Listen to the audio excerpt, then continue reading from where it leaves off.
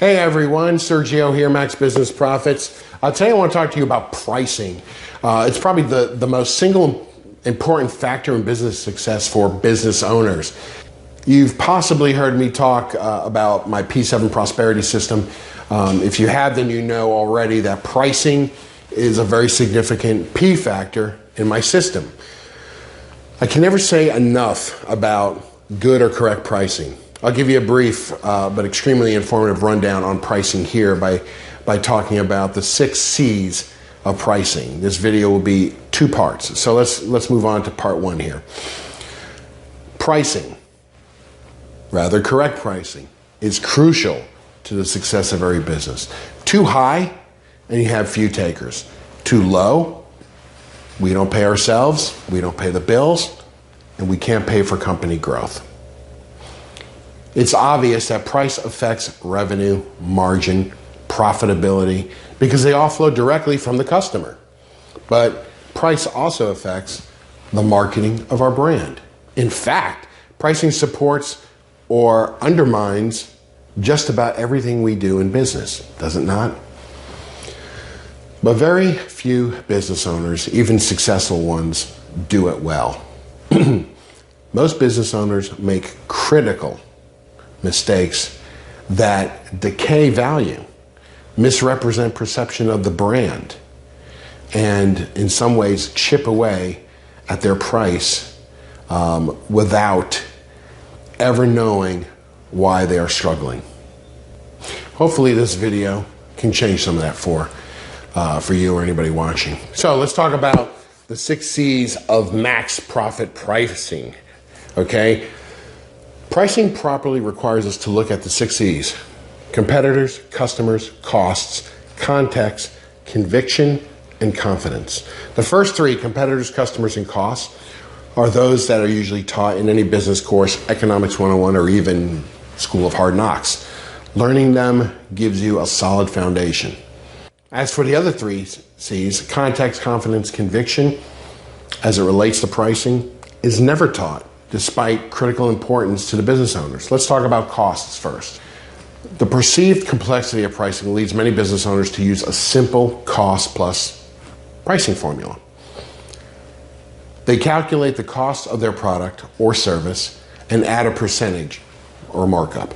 This becomes the price, okay? Let's have a quick conversation about margin versus markup and the difference and why it's important to understand these values, these numbers, as a construct of price, okay? Real quick, if you want to calculate margin, okay? For example, let's say you sell bicycles, widgets, or even have a service call for $200. Each bicycle, widget, or service call costs you $150. So let's look at your gross profit, or the difference between the revenue. $200 and the cost, $150. So 200 minus 150 equals $50 gross profit. So to find that margin, you divide the gross profit by the revenue. 50 divided by 200, that gives you 0.25.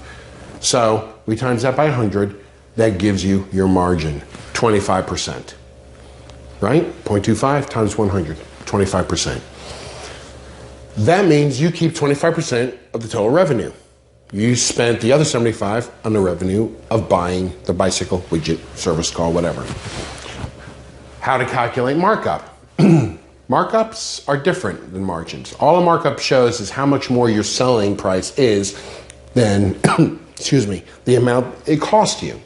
Like a margin, you start finding a markup with your gross profit, revenue, cost of goods, and find a percentage of cost of goods, you know, and that's gross profit. So using a bicycle example from above, you sell each bicycle for $200.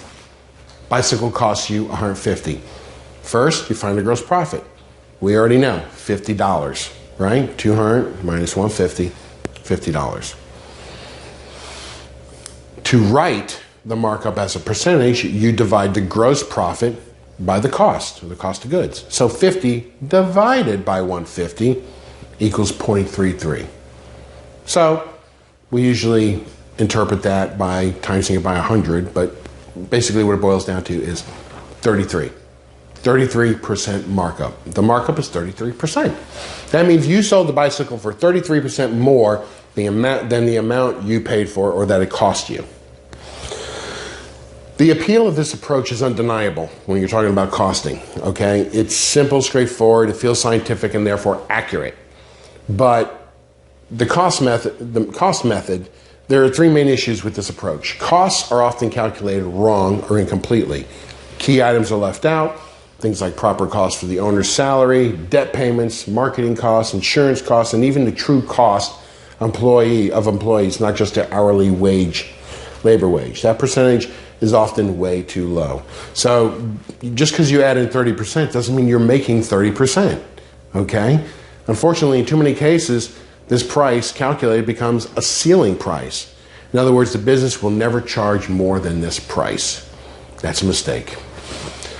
Cost plus approach often results in the middle of the road pricing, or for more common, acts like more like a low price strategy. Either way, gross margins and profitability are squeezed. Using a properly calculated cost plus approach as your floor price, not your ceiling price, is a much better idea. Let's talk about competitors. Number two, we should always look at our competitors' prices when setting our own prices. They're valuable reference points, and we know our potential customers are looking at them too. The mistake we make here is that we adopt their prices as our own, right? And we let the prices become the ceiling price. We adjust our prices to be equal to theirs, or what I see quite often, slightly less. All right? We make one of two assumptions here. First, that our competitors know more about pricing than we do. They probably don't. All right? Second, that our customers perceive our offerings as equal in value, to your competitors. Is it? Are they equal in value? Sometimes they're apples and oranges, okay? Now, we've now capped our prices in two ways, using costs and competition. And even worse, we're likely to adopt the lower of the two when they're different. Number three, customers. Looking at things from our customer's point of view is not done well, if at all, which is surprising because they're the ones we asked to pay the price, right? In fact, there was a study done, PricewaterhouseCoopers said that only 13% of the people who were responding to this have a deep sight into customer willingness to pay, and that the respondents to their study were full-time pricing experts. 13% of them, okay? There's no doubt that trying to understand a customer's willingness to pay or the economic value that they receive from your offering is no easy task. But consider this. If you already know that their willingness to pay is at least equal to your price, or they wouldn't have bought from you to begin with, chances are good, very good, that they'll pay higher, right? We really must explore what our customers think of the value they receive from us. Otherwise, we leave significant money on the table. And that's why, to do that, I like to use surveys. So that's the end of part one. And part two is next, and we're going to talk about the other 3 C's of pricing. Thanks for hanging in there.